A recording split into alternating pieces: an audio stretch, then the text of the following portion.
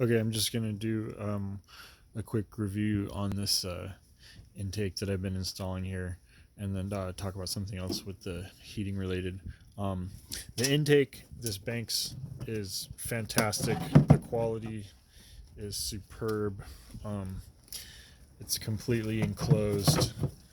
It feeds only through the duct from the fender, so it's going to be really insulated, and it's going to be best for.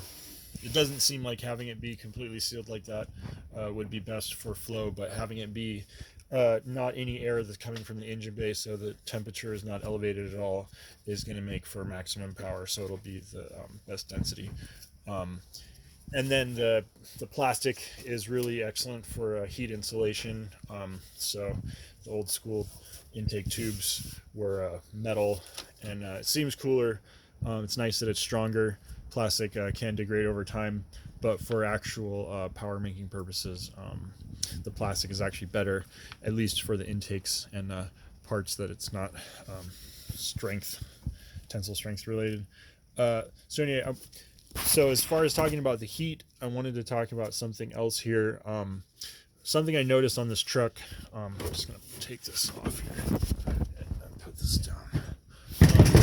I noticed on this truck, and I just looked up a photo of a different stock arrangement.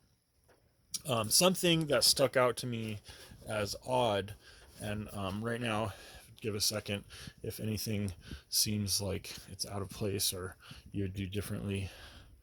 Um, this oil feed line for the turbo runs right over here by the manifold, and so all of the radiating heat off the manifold is just going right onto this line.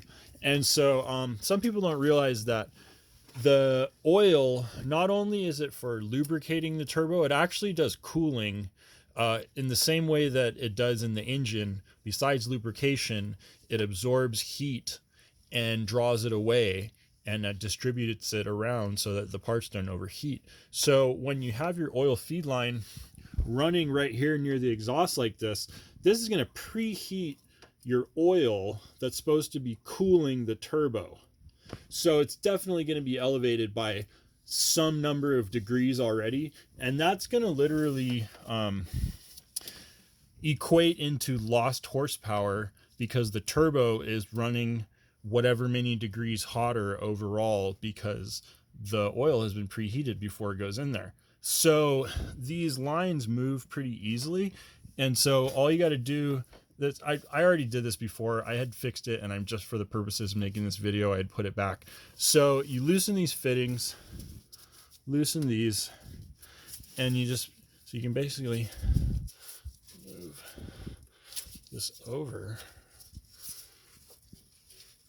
And then, so it goes over this way, and there's plenty of room. And then now it's nowhere near the exhaust. And everything fits. I'm going to tighten these with the wrench later. But, and you can see it now, it's totally away from, it's like nowhere near.